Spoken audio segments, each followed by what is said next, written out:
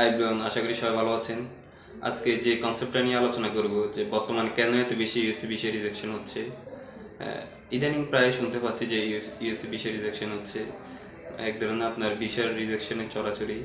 But কেন এই USC বিষয়ে রিজেকশন হচ্ছে, কারা পাচ্ছে কারা পাচ্ছে না, কী কারণে পাচ্ছে না, এগুলো নিয়ে কেউ ক্লিয়ারভাবে কথা বলে না। সো আজকে এগুলো নিয়ে আমরা ক্লিয়ারভাবে কথা বলবো। বিষয় রিজেকশনের সবচেয়ে সাধারণ কারণগুলো নিয়ে আলোচনা করব। সো নাম্বার ওয়ান, প্রথম যেটা হচ্ছে DS-160 ফর্ম। বলবো স্পষ্ট তথ্য দেয়া।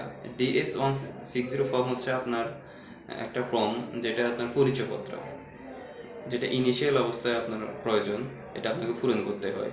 সো DS-160 ফর্ম অনেকে ভুল তথ্য দেয়, অনেকের নামের বানান ভুল লেখে, অনেকে অন্য দ্বারা পূরণ করে ফর্মটা। সো যার কারণে অনেকে রিজেকশন হয়। তো আমার রিকোয়েস্ট থাকবে আপনাদের কাছে যে আপনারা DS-160 ফর্মটা নিজে পূরণ করবেন। নাম্বার টু হচ্ছে DS-160 ফর্ম মুখস্থ না রাখা। DS-160 ফর্ম হচ্ছে খুবই গুরুত্বপূর্ণ। ভিসা অফিসার আপনাকে চেনে না, সে আপনার ফর্ম দেখে আপনাকে আইডেন্টিফাই করবে। সো সেখানে যদি আপনাকে কোনো কোশ্চেন করা হয়, আপনি উত্তর না দিতে পারেন, তার মনে ডাউট লাগবে, যার কারণে অনেকে ভিসা রিজেকশন হয়। সো আপনারা তথ্যগুলো মনে রাখবেন, নিজে পূরণ করবেন। নাম্বার থ্রি হচ্ছে অন্যের প্রোফাইল দেখে বিভ্রান্ত হওয়া। আমার পরিচিত যদি কেউ ভিসা পেয়ে থাকে, অথবা আপনাদের পরিচিত কেউ ভিসা পেয়ে থাকে, আপনারা মনে করেন যে আমি কেন পাবো না, বাট তার প্রোফাইল আর আপনার প্রোফাইল এক না। তার ট্রাভেল হিস্ট্রি আছে, ব্যাংক স্টেটমেন্ট আছে, যার কারণে সে বিষয় পেয়ে গেছে।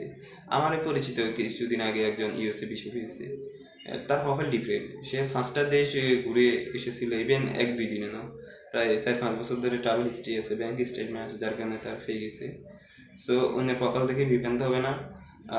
নাম্বার 4, ভুয়া ট্রাভেল হিস্ট্রি, যেটা একটু আগে আমরা বলছিলাম ট্রাভেল হিস্ট্রির কথা। ভুয়া ট্রাভেল হিস্ট্রি কি? 7 দিনে 3 দেশ, 5 দিনে 2 দেশ। সো 5 দেশ আপনার হয়ে গেল। অনেকে অনেকে তো আমরা ভেবে থাকি যে 5টা দেশ থাকলে ইউএসএ ভিসা দিয়ে দেয়, বাট এটা আসলে ট্রু না। আপনাকে ধীরে ধীরে ট্রাভেল করতে হবে। আমার সাজেস্ট থাকবে যে আপনি প্রতিটা বছর একটা করে দেশ ভিজিট করেন। আর যারা ভিসা অফিসার, ট্রুলি বলতে তারা মনোবিজ্ঞানী, তারা বুঝে। সো ধীরে ধীরে ট্রাভেল করুন, এটা বেটার হবে।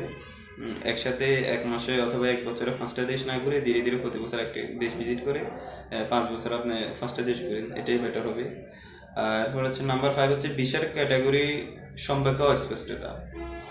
ফর এক্সাম্পল, যেমন B1 ক্যাটাগরি হচ্ছে ব্যবসা, আর B2 হচ্ছে ঘুরে বা চিকিৎসা। এখন ভিসা অফিসার যদি আপনাকে জিজ্ঞেস করে যে আপনি কী কারণে যাবেন, আপনি তো বলতে পারেন যে আমি ব্যবসা করে যাবো, এমনকি একটু ঘুরে করবো, সাথে সাথে আপনার ভিসা রিজেকশন হবে। বিকজ B1 ব্যবসা, B2 হচ্ছে চিকিৎসা অথবা ঘুরে।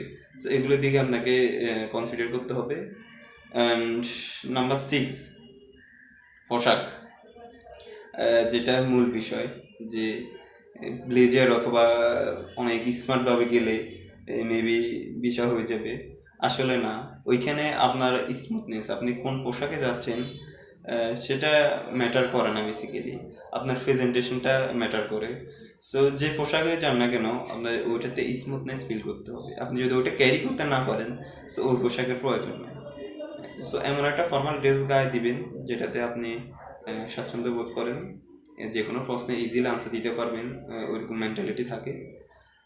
নেক্সট হচ্ছে সোশ্যাল মিডিয়া প্রভাব। এটা আসলে এখন বর্তমান যুগে সোশ্যাল মিডিয়ার প্রভাব আমরা সবখানে দেখতে পাচ্ছি, এটা নিয়ে আমরা অনেক আলোচনা করি।